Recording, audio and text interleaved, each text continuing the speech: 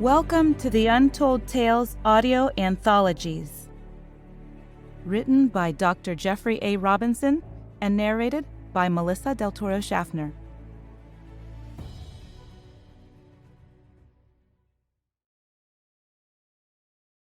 A day in the life of. You meet a lot of odd people when you own a pawn shop, and I've run into quite a number of strange ones. There was the 10-year-old boy who wanted to trade his 5-year-old little sister for an Xbox console and a display case. Then there was the drunk guy who needed money and wanted to pawn his tattoos. He even took off his shirt to show them to me, but I looked at them closely and shook my head, explaining that most of them were gang-related and most people wouldn't be allowed to wear them. He nodded sadly and said he understood. But I felt sorry for him and gave him $10 anyway. The strangest fellow I ever met, though, was a man I only knew as John. He came into my store, the King's Pawn, on the morning of April 21st, 1993. I remember the date clearly, and I'll explain why in a moment. Anyway, the man walked into my shop just after I'd opened. I could tell right away he was homeless. What with the recent troubles with the economy and so many people out of work, it wasn't unusual to have people come to my store to sell keepsakes or family heirlooms. The stranger looked to be in his mid-40s, and his unshaven face had at least 4 days of whisker growth. His gaunt face and pronounced cheekbones hinted that he had not likely eaten full meals for some time. Contributing to his homeless appearance was the fact that he carried a backpack with a blanket bedroll and old army boots.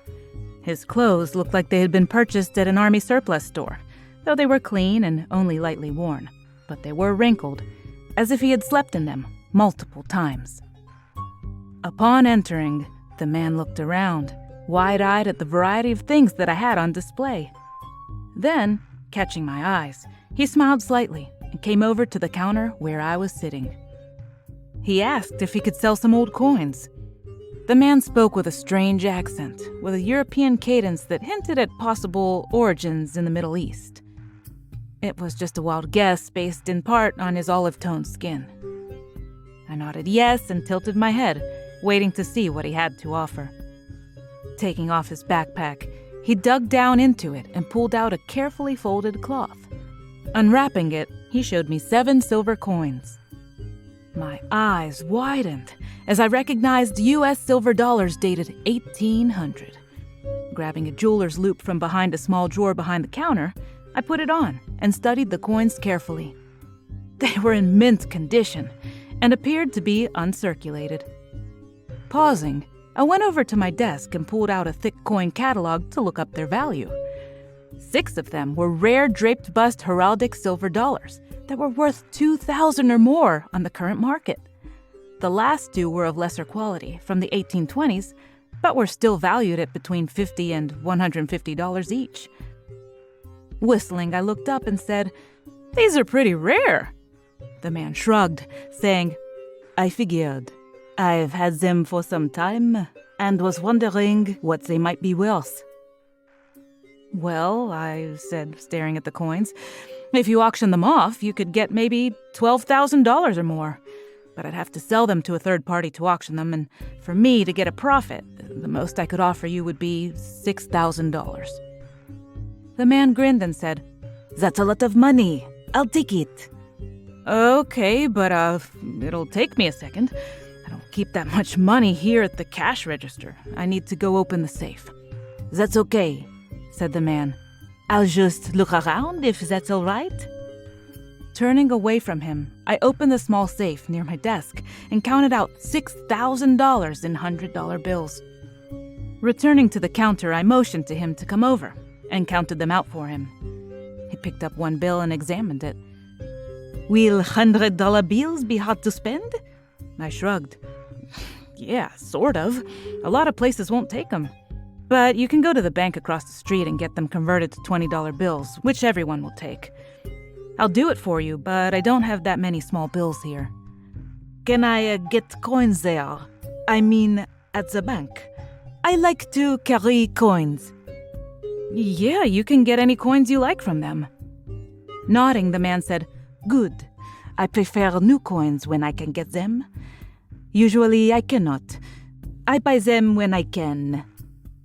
Then he asked, Oh, are there any shops nearby where I can buy new clothing and some food?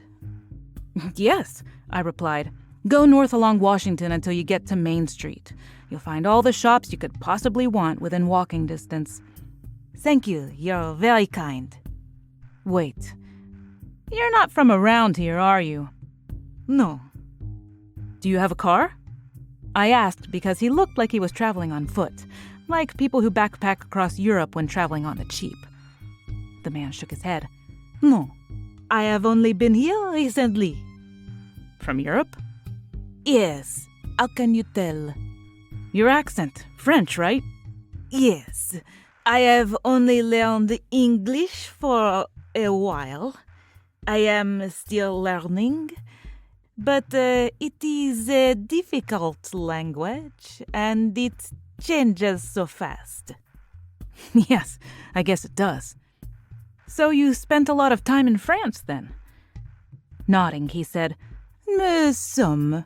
Before that, Germany, and Italy, and before that, many places further east. You must have a fascinating story. The man studied me for the longest time before he replied. Yes, I do, as a matter of fact. However, he said, picking up his backpack and slinging the strap on his shoulder, I must go. I smiled and waved and returned to my work reviewing recent inventory changes, marking items that had been pawned too long and putting price tags on them so they could be sold. Then I forgot about the incident almost completely. However, to my surprise, near the end of the day, the stranger returned to my shop. He was clean-shaven and had gotten his hair cut. His army surplus clothes had been replaced with rugged outdoor attire, sturdy and warm. Sporting new boots and a new backpack with a strong metal frame, he looked ready to tackle the wilderness. I smiled involuntarily. The money he'd gotten for those old coins seemed to have been well spent, and it looked like he was ready to do some serious backpacking. Seeing my reaction, he smiled back and said, You were kind this morning, and I wanted to thank you. You expressed interest in knowing my story earlier. If you were serious, I would like to buy you a meal. My thought was that this guy was really unusual, but he seemed friendly and lucid, which was more than I could say for many of the homeless you find around town. Frankly, I was intrigued and looked at my watch. It was close to closing time anyway, and there hadn't been much traffic through the shop that afternoon. I wouldn't likely lose any business if I left a little bit early today. I have to admit that I really wasn't in a hurry to get home anyway. My brother and sister-in-law had moved in with me over the winter after they lost their house last year. Times were tough. Sure, I said. Let me lock up and we can go to Shirley's Diner. It's sort of famous hereabouts. She claims to have the best old-fashioned Americana food in the state. I closed and locked the till, grabbed my coat and turned off the lights.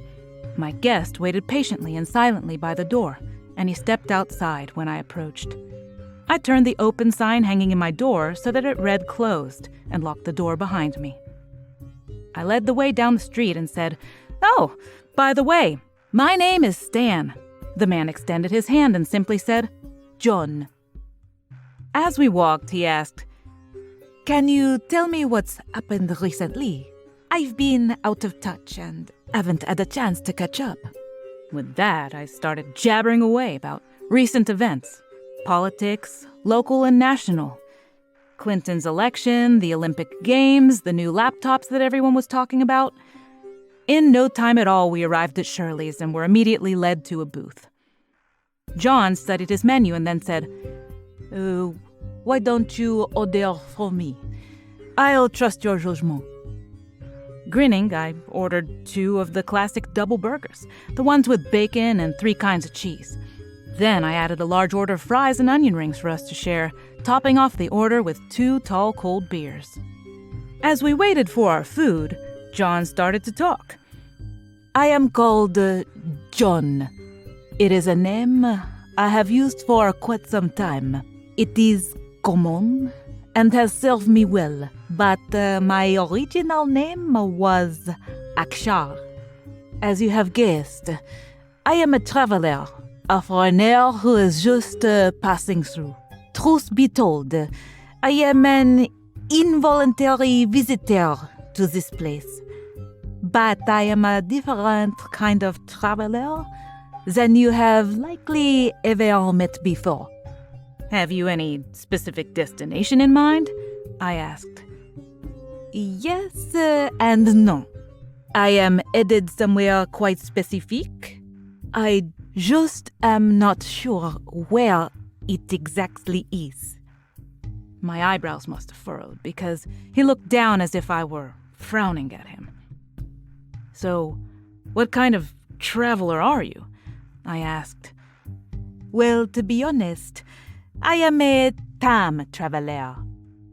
I leaned back in my seat, suddenly worried about this guy. But he laughed. No, nothing like that.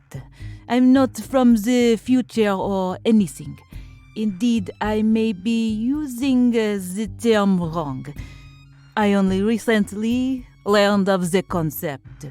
What I mean is that all of us are time travelers, if you think about it. After all, every day we go to sleep and we wake up in the future. It is a new day, and what happened to us just a little while ago is now history. I thought about it and muttered, I guess so. Well, the same is true as me, except there is a little difference. What if I told you that last night, when I went to sleep, I was halfway between here and Lincoln, Nebraska, and the date was April 21st, 1992. I chuckled out loud and replied, Well, I'd say you got your dates mixed up. Today is April 21st, 1993. I know. I was now thoroughly confused. John was serious. You see, whenever I go to sleep, I wake up exactly 1 year later. Not a day, an entire year. And not always in the same place, but usually nearby, within a dozen miles or so. Again, I didn't know what to say. It's true, he said, continuing. Every day that I sleep and wake up, a year has passed. By this time, I decided that this guy had completely lost it. It was obvious that he had definitely been on the road too long. John sighed. You look at me like I am crazy. Well, I said casually, what you're saying is impossible. I just figure that you're confused. I wish I were. I cannot explain it. Okay, then. Can you prove it? Do you have anything that would give credence to your story? John thought for a moment and then leaned over and opened the top of his pack. Reaching deep into the bag, he pulled out several folded newspapers and placed them on the table in front of him. I only venture into towns every few days, or rather years. Only when I need supplies or food. But when I do, I buy things to read to help me catch up on what happened while I was gone. If I don't try to keep up, I can make really bad mistakes. I looked at the papers he had placed on the table and looked at them more closely. The first was the Lincoln Journal-Star, dated April 21st, 1989, 4 years ago. The next was the Kansas City Star with a date of April 21st, 1982. The third was from Wichita, Kansas, and bore a date of April 21st, 1975. I unfolded them and scanned them to see if they were real. They certainly appeared so. Holding up the third one, I said, This paper is 18 years old. Where did you get it? For me, it was only 18 days ago, less than 3 weeks. I keep these because after I visit a city, I go out into the country and avoid people. When I do, I read the latest newspaper from front page to last. Sometimes I read it several times. I need to, or I don't know what has happened in the world. Then he pulled out today's paper. It was the Chicago Tribune with today's date, April 21st, 1993. For the past few weeks, or decades actually, I've been trying to work my way to Chicago. The place where I bought some food today for my backpack had a newspaper from there, so I got one. I was hoping to familiarize myself with the place before I arrive. Well, I said, either you're crazy, you're telling the truth, or this is one of the most elaborate pranks that's ever been played on me. I squinted at him. My brother didn't put you up to this, did he? No, I didn't even know you had a brother before you mentioned it. John looked sad, or disappointed. Then he reached into the pack and dug deeper. Here is another one that I kept. After I read the papers, I usually use them as kindling to start campfires, but I kept this one because it was a very bad year. Taking it, I opened it and read the date and the headline. It was from the Cleveland Gazette, and it had the date printed as April 21st, 1865. The headline read, "Search for President Lincoln's assassin continues." The articles that followed identified John Wilkes Booth and the efforts to find and apprehend him. Other articles discussed the end of the war and the mass surrender of thousands of Confederate soldiers. I looked up, amazed. The paper looks new, but this is more than 100 years old, I stammered. John shrugged. To me, it's only been about 3 or 4 months. Remember, I travel into the future at a year, every day. I was flabbergasted and looked back and forth between the different papers. You see, said John, that's where I got the coins from. I arrived in the United States in 1799 and used some gemstones I had hoarded to buy some new coins. I saved them, hoping that they would increase in value over time, and fortunately, I was right. But how? I paused, uncertain what to ask or say. When I bought this paper, there had been a war, and I was lucky I found myself in the North. I heard about so much death and killing. It was after this terrible war and these events here that I decided to head west, away from cities and towns. All I wanted to do was hide and disappear, someplace safe. I know, this seems impossible, but I figured you might understand. After all, you deal with antiquities, old things from the past, like those coins I sold you this morning. Yes, I muttered. You had old coins? Yes. Since I travel through time, so to speak, I need some way to earn money, to buy food and clothing. I found long ago that coins retain value and that if I buy them and carry some with me, that I can sell them later and they will have increased greatly in value. Those that I sold you this morning, I purchased in New York less than 200 days ago.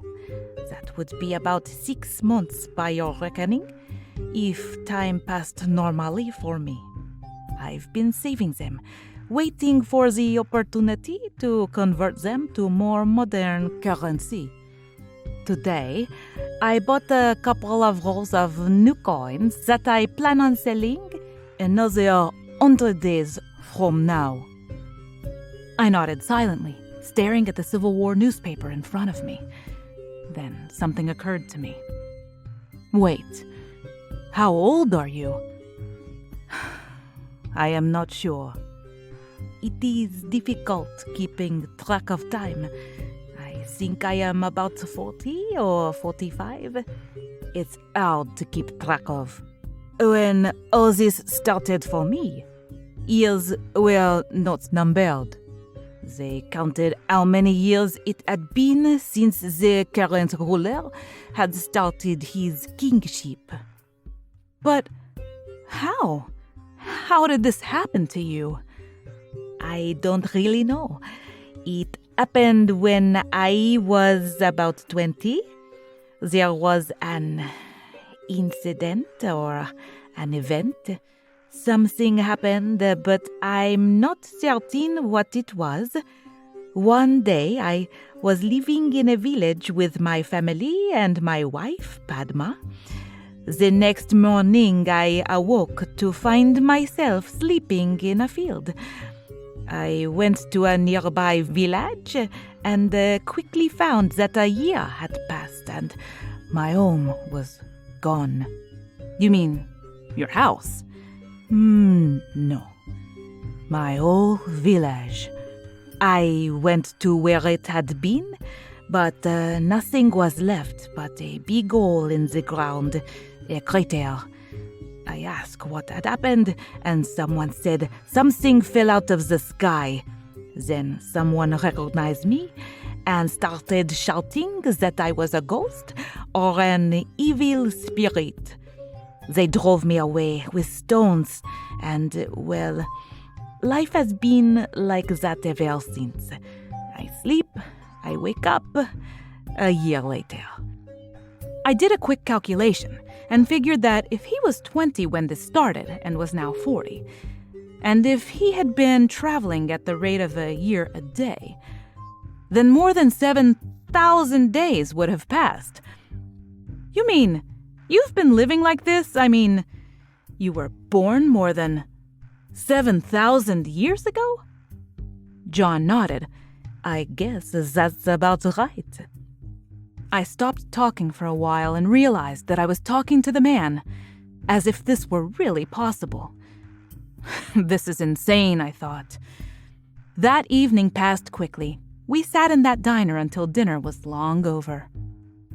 He told me stories about how he had survived and how hard it was to learn new languages and how staying away from wars was the hardest thing about staying alive.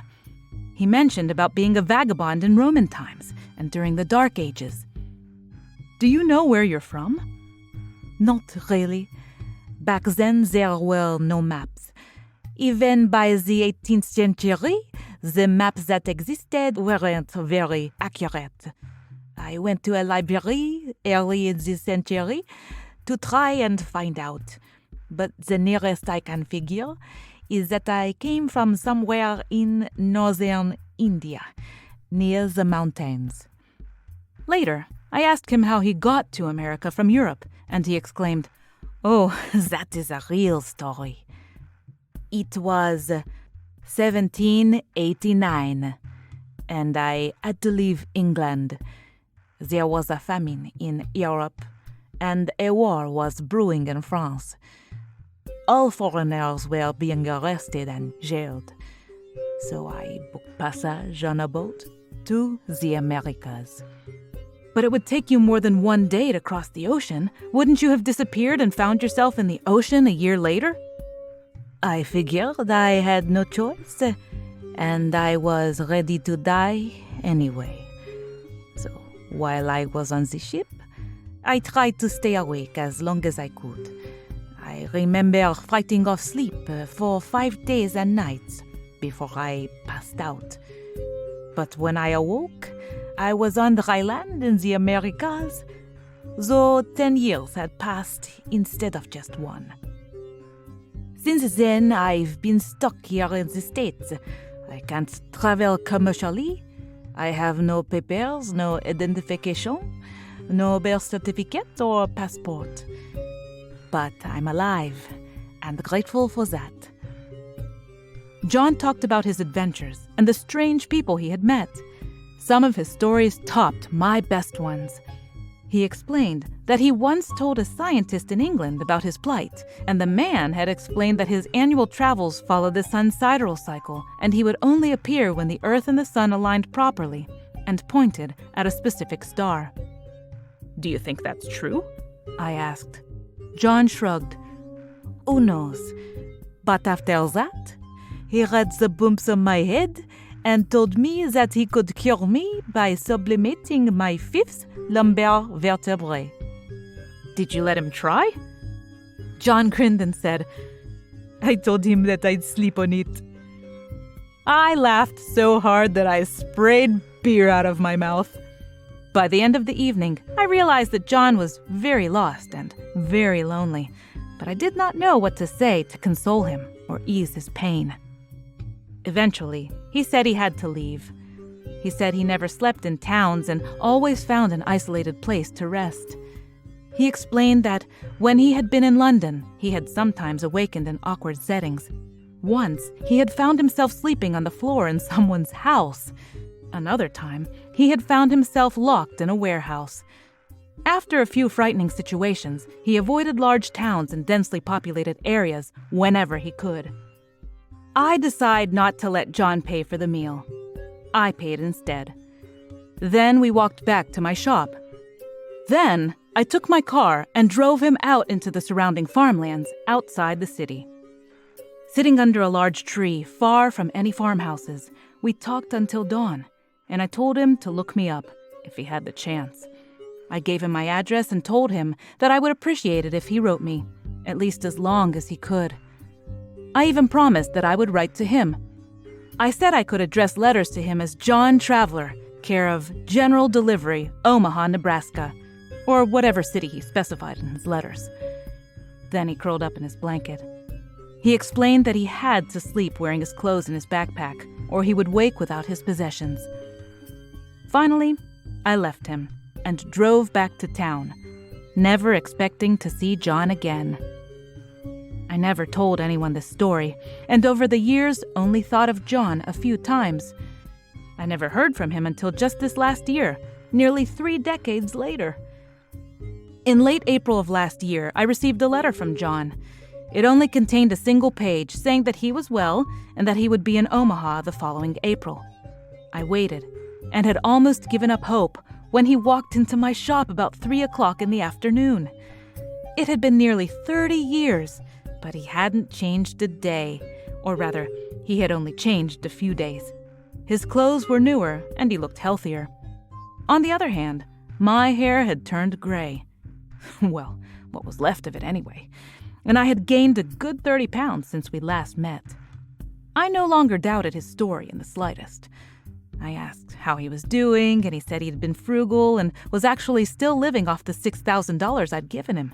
After all, to him, it had only been 30 days. We ate once more at Shirley's, ordering her classic signature burgers. He told me a few more stories, and we brainstormed about his journey. I speculated that he might be the source of stories about Rip Van Winkle and others who went to sleep or visited the land of fairies and woke years later. We laughed at the thought. It was then that he told me one last story. "It's something I did not mention last time. You see, when I sleep and a year passes, I dream. But the dream is almost always the same. It is because of these dreams that I know where I am going, and I know when I will arrive. It has taken me many years, my kind of years, to understand them. In my dream, there is a man, a tall man, in white and silver garb. He speaks to me, but I don't understand him. I don't know his language yet. But he continues to try to tell me something. Recently, he held up a sign. it at a number on it, and I think it is when I will arrive at my destination. The year is 3144. I don't know anything more than that, but sometimes I get a glimpse of a massive city of metal and glass with towers that stretch far higher than the clouds. I think that's where I am going. Again, at the end of the evening, we said our farewells, but I gave him 2 presents that I had prepared in the year since I'd received his letter announcing his arrival this day. One was a government-issued ID identifying him as John Traveler. I had taken a picture from the security cameras at my shop and used it as the photo. I had someone with connections who managed to make the card for him. I promised him that it would be good enough to fool the authorities. The other was a prepaid debit card with another $6,000 on it. I explained to John that it would be easier and safer to use than cash and would probably be good for at least a decade. I told him that the PIN was 1993, the year we had met. I would have given him more if I could, but that was all I could manage. Then he left. He wouldn't let me drive him.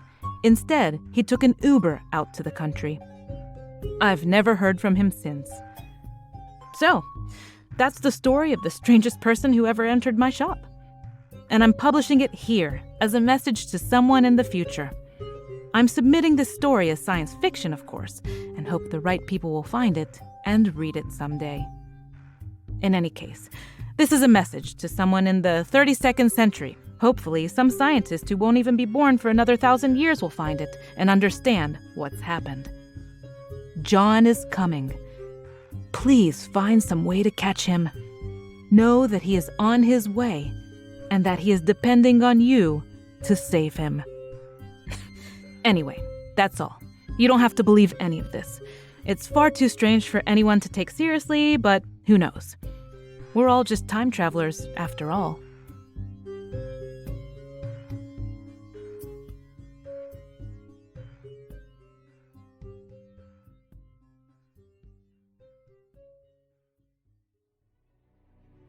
It's a new season, and we have some new authors and new storylines that will absolutely delight you. And as you know, we absolutely love our listeners, fans, and patrons. If you loved what you heard, consider joining us over on Patreon. That's where all the fun happens. Just visit www.patreon.com/Melissa Del Toro voiceover. If you'd like to read more of the stories in the Untold Tales series, not narrated here on our podcast, you can find Jeff's books on Amazon.com in paperback and Kindle format. The links for all of this information are conveniently listed in this episode's show notes. Thank you and have a wonderful day.